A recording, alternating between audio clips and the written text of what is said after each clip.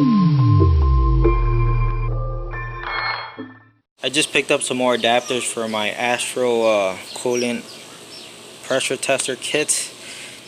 Previously, these 3 slots were empty. As you can see, they just say storage right here. So Astro has 3 extra pieces that you could buy separately. The third one I did not buy it because it's for late model BMW and Land Rover, which honestly I really don't work on those cars. I might buy it later on in the future just to have a complete kit, but as of right now I felt like I didn't need it.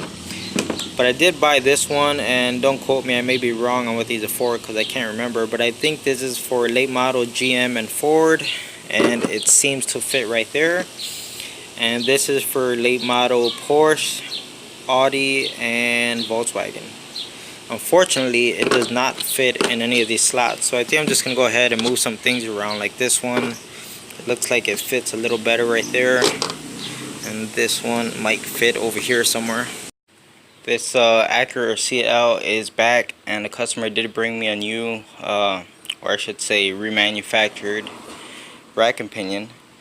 So that's today's job. We're going to go ahead and pull out this rack and pinion and install the new or remanufactured one. Hopefully there's no issues with it, because I found that a lot of times these remanufactured racks, they just sometimes don't last very long.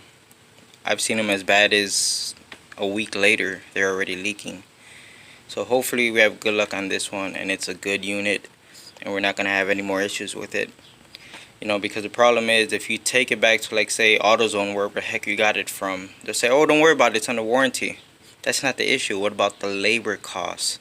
You got to pay someone again to install it and all that crap. So hopefully we get good luck on this one. I finally got this rack and pinion off the car, and everything was going smoothly until it's time to take off the 2 fittings that go right here. Major pain in the butt. Almost makes me never want to do this job again, but it's done. The fun part is trying to fight with it to get the new one in when it comes time to get these fittings back on. Alright, so I got the new rack and pinion inside of this Acura, and installing the rack and pinion itself wasn't too bad. It's trying to get the the high pressure and low pressure, or the return line, reconnected to the rack and pinion. That's a real pain in the butt. I mean, look at my hands. I can't remember the last time I got my hands this dirty doing the job. Oh my god. This was a nightmare. I dropped the subframe just a little bit to give me extra clearance, and it really did help. But yeah, here's the old one. And this one has already been replaced before. I saw all kinds of signs of you know, someone already being in here, so this is already a remanufactured rack and pinion. Here we have a 2000 Ford Mustang, and just by pulling it in I can hear a misfire. So checking the codes, of course, cylinder 1 misfire.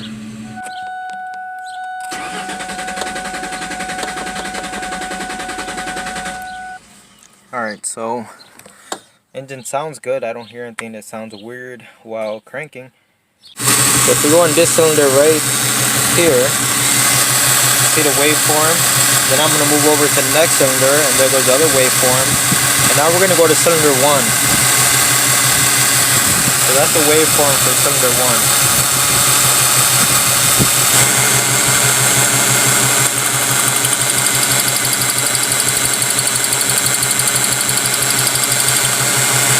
Alright, so it looked like the spark was jumping a pretty good gap, so I'm not suspecting anything wrong with the coil here. We don't have a mechanical issue because it sounded good while it was in clear flood mode, so we have to start suspecting either the wire or the spark plug. I think the next step is to try to get the ignition wire off of the spark plug and maybe put a spark tester on it, see if the spark is making it from here to the spark plug. In case anyone is wondering about the fuel injector, the reason why I'm not concerned about it is because of what the waveform looks like for the ignition system. Now if that waveform on cylinder 1 looked good, then I would start checking the injector waveform. Alright, so I disconnected the ignition wire and I already found a problem. If we go down here, this is cylinder 1 ignition wire. Look at that. And believe it or not, this is the first time I actually used this spark tester and it just broke on me. That's what happens when you get in the zone, auto zone. Alright, so we are getting spark here now, but I know why we're getting spark here. That wire back there, let me turn on the light. The wire back there was rubbing against something, that's why it's been compromised and it was finding an easier path to ground. But because I moved it, it's no longer finding its path to ground and it's no longer touching back there. So that's why the spark is now making it to the spark plug.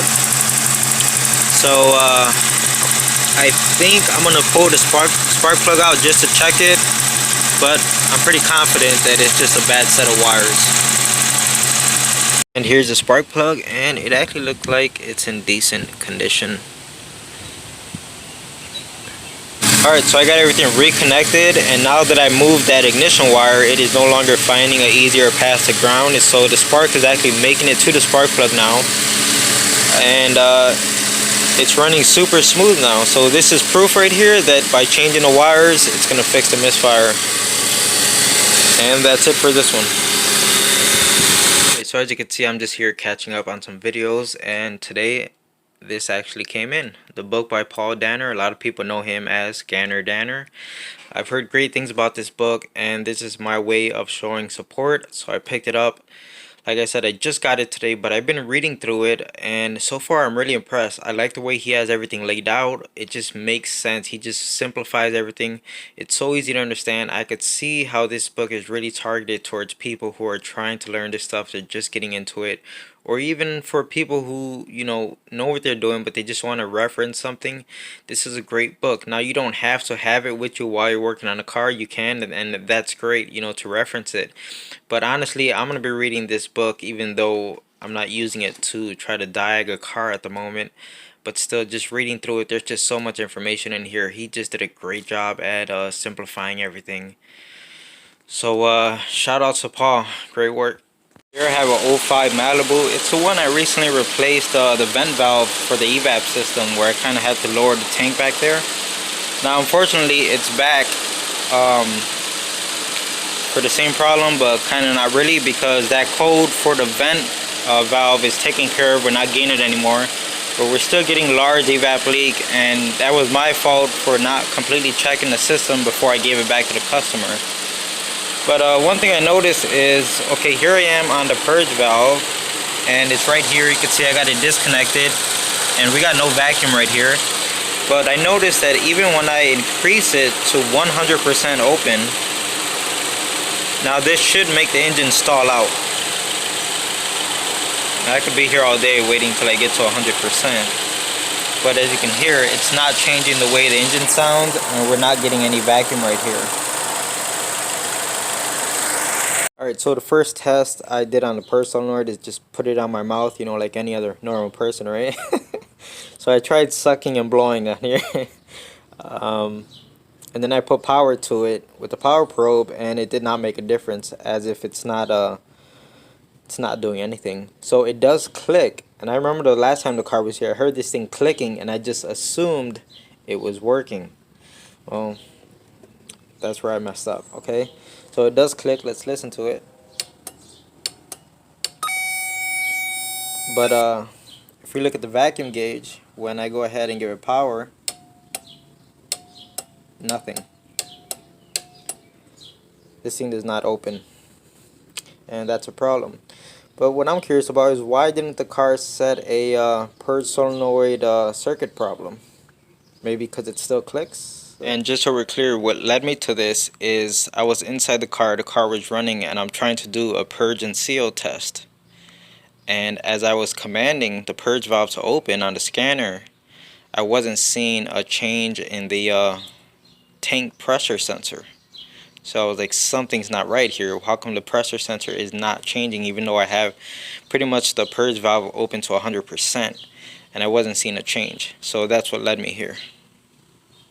Alright, so I ran to AutoZone real fast, not a sponsor, and I got a new valve. Okay, so let's go ahead and put some vacuum on it like the last time. Everything's connected. Let's give it some power and boom. See how it opens up that quickly? We lose our vacuum. That's how it should work. Boom. Alright, so the last thing I need to do is check for power coming out the harness to make sure that it actually commands this thing open. Pretty sure it's gonna work, but let's check it anyway. Alright, so here we have a Mercedes, what is it, ML350. And I actually just found out that this car has what looks like two spark plugs per cylinder. So anyway, we have a misfire on cylinder 1, which is this first one right here.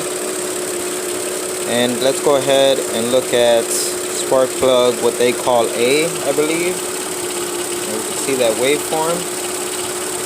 Now let's go ahead and look at the ignition for spark plug B. And look at that. Yeah, that does not look right to me, so I'm guessing there's our misfire. Really interesting to see the difference between the two.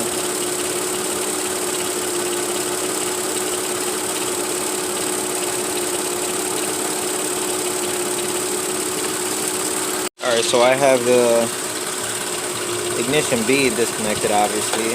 Got my test lights going to ground, and I can't get anything out of it. Doesn't matter how far away you pull, absolutely no spark out of it at all.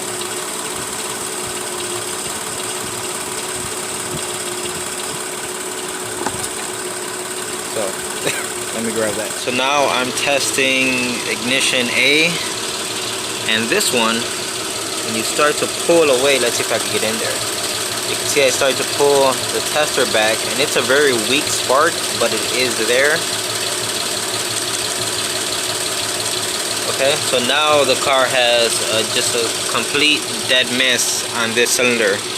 Before it wasn't as pronounced because you still had one of them firing. So it's just kind of weird the way this engine works with two spark plugs per cylinder. But that's pretty neat. So I'm going to go ahead and shut it off now. And it looks like we're going to need a ignition coil. And now we're chasing after these large leak detected for the evap system. So as you can see, I'm just pumping smoke into the system here. One thing I noticed is the gas cap is leaking. And that to me looks like it would be considered a large leak. It doesn't pick up very well because my smoke isn't that strong. I do need a better smoke machine. But I could definitely see a lot of smoke coming out this, and I have not touched it. So if the filler neck is not rusty or anything like that, then we're just going to need a new gas cap. Another issue I found, which I believe is the vent valve, which is right there. It's completely broken, so that automatically gets a new one. Alright, so all I did here was grab some earplugs and I put them in the hole right there just to kind of block off this port, and it's gonna let me pressurize the system just a little bit more and basically keep looking for more leaks. Alright, and by closing off that vent valve, we could definitely see there's a lot more smoke coming out this gas cap. So there you go, the proof is in the pudding.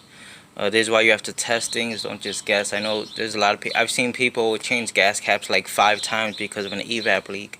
It's like after after the 5th time you think that it's not the gas cap, right? In this case, now I'm gonna go ahead and touch it. Let's see if it's loose.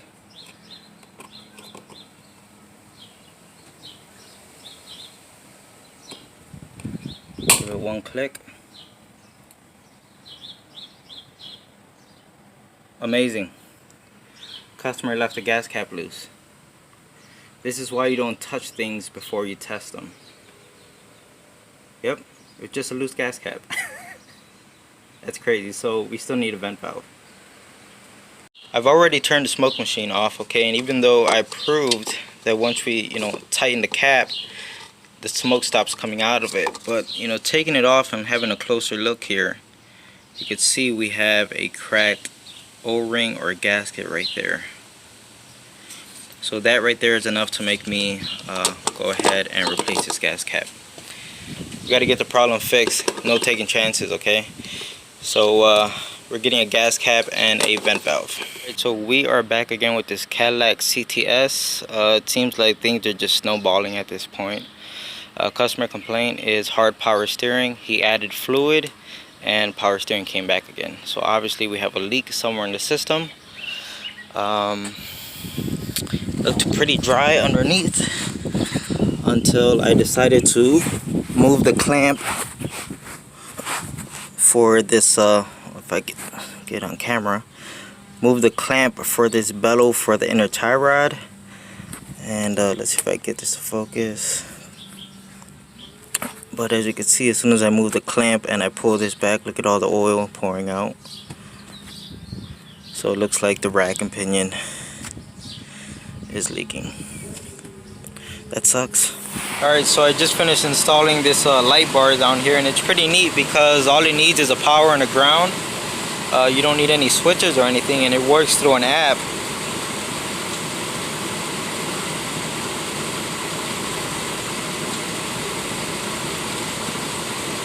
So that's pretty neat. And we just lost our connection because we got a crappy, we're just testing it, but yeah. Once we get it hardwired in good, it'll be all set. But it's pretty neat that it works off of Bluetooth.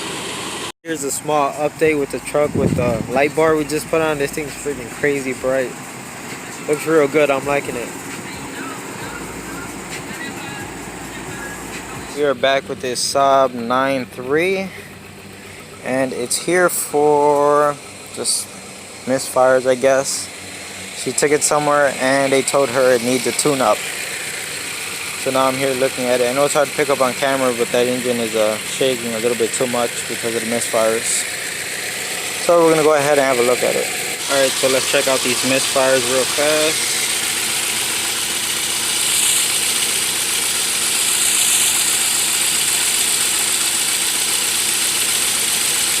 Okay, let's go over to the next cylinder. And then cylinder number 3. And cylinder number 4. You can see number 3 did not look right, and previously it was number 4 that did not look right, and all I did was the old switcheroo, you know, fast and easy, and the problem followed the ignition coil. Alright, so this is just final confirmation. Absolutely no spark coming out of this ignition coil. And when I pulled the spark plug out, it was completely saturated in fuel. So we have a dead ignition coil here. When I dropped off the new ignition coil, it's now installed and running. It's running nice and smooth, no more misfiring. So that's all set. The car has codes for you know, evap system, and the customer turned that down. She said she'll wait till it's due for emissions, which I don't know why people do that. You know, 98% of the cars I get for emission related stuff, you know, they always tell me that the car is due in like 2-3 days. It's like, why do you wait so long? It just really frustrates me. But she doesn't want to do the evap codes on her car. Also, she brought it here initially for a tune-up, right? Now, had I not looked into this and I just would have done a tune-up, her car would not be fixed. Why? Because I don't consider an ignition coil part of a tune-up, because they are $100 a piece. So you'd be at over $400 just for ignition coils. That is not a tune-up. Finally got this subframe in for the Chrysler Pacifica, and all the parts are here now, so there's gonna be a big job. Subframe, brakes, control arms, tie rods, radiator, engine mounts, and I think some more stuff.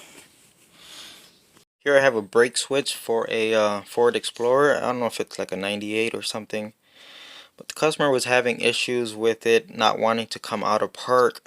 So I took this switch off of the brake pedal, and this lower This lower connection right here was all burnt up. You could even see signs of it right there in the plastic. So these little terminals come out very easily, and all I did was clean up the face of where the two pieces of metal make contact. You can see it's nice and shiny right there now. So obviously I told him it's a temporary fix.